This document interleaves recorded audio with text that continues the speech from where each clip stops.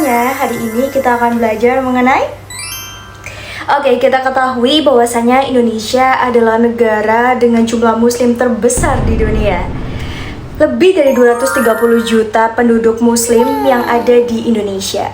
Tapi anehnya kalau kita bicara tentang startup halal, kenapa yang muncul pertama itu ada Malaysia, Uni Emirat Arab, bahkan negara Eropa Barat yang dominan itu non-muslim. Jujur ketika saya mengetahui data tersebut, banyak banget pertanyaan yang timbul dalam benak saya. Kita Indonesia itu memiliki pasar yang begitu besar, kita juga memiliki UMKM jutaan bahkan menyeluruh di seluruh Indonesia, dan kita juga mempunyai pemuda yang akrab dengan teknologi. Tetapi kenapa Indonesia itu lebih dikenal sebagai konsumen produk halal daripada pencipta inovasi produk halal tersebut? Menurut saya disinilah potensi yang sebenarnya. Mungkin orang-orang menganggap bahwa produk halal itu cuma mencangkup makanan dan minuman.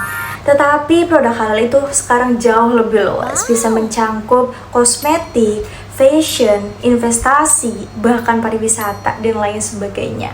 Dan bahkan kalau kita bayangkan ya, secara logika kita, itu mungkin 5 tahun ataupun 10 tahun ke depan, itu bakalan ada inovasi mengenai tinggal kita scan barcode di barang yang kita beli. Disitulah nanti kita bisa melihat alur kehalalan suatu produk tersebut, mulai dari rantai pasoknya sampai dengan distribusi.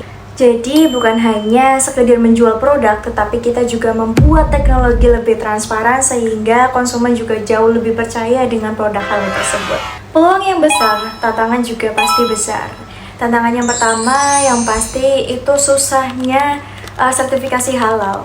Banyak yang menganggap bahwa sertifikasi halal itu susah dikeluarkan oleh pemerintah kita. Yang kedua, tantangan yang kedua adalah startup kita hanya nge-stuck di marketplace sederhana. Padahal kalau kita lihat di negara tetangga yaitu Malaysia, mereka sudah menggunakan AI dan blockchain dalam aplikasi sederhana. Dan kalau hanya kita mengandalkan label halal, kita tidak bisa masuk ke dalam pasar global. Tantangan selanjutnya adalah pada kekurangan modal. Banyak startup ataupun perusahaan pemula bahkan yang udah mulai itu biasanya kekurangan modal, karena sekarang investor itu lebih melihat keuntungan besar dan berkelanjutan. Dari semua hal yang sudah saya pelajarin, saya bisa tarik kesimpulan bahwasanya masa depan startup halal di Indonesia tidak ditentukan oleh seberapa banyak masyarakat muslim yang ada di negara tersebut.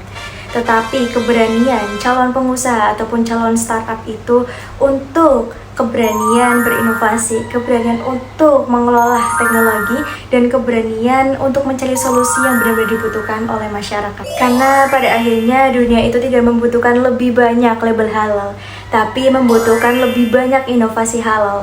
Jadi sekarang pertanyaannya bukan apakah Indonesia mempunyai peluang, tetapi apakah Indonesia mau memanfaatkan peluang yang sudah ada untuk menciptakan startup halal Indonesia menuju global.